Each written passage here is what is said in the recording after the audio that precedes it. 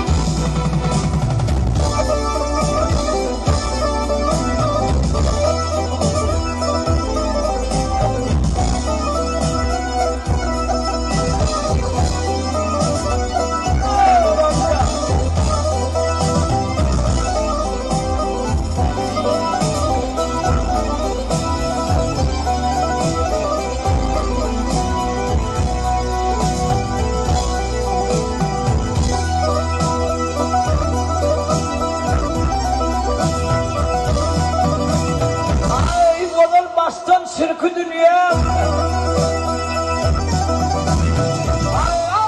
ay olmazdan şirkü dünya sağ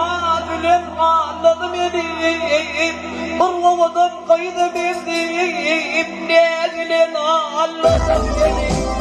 Urlavadan kaydı bildim ne bilen anladım elim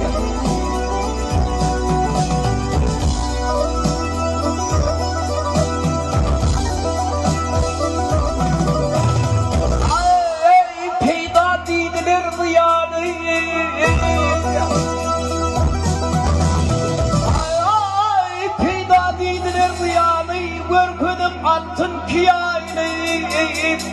Yok eken sonu payana Gözlerin anlasın beni Yok eken sonu payana Gözlerin anlasın beni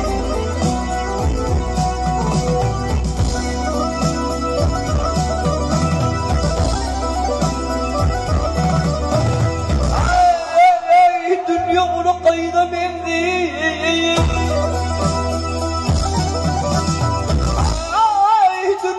قيد من ذنب والفضل ونبدنا ay tutsak değilsem yüzün sonu Gelin anladım ben Tutoy değilsem yüzün sonu Gelin anladım beni Ya Cemal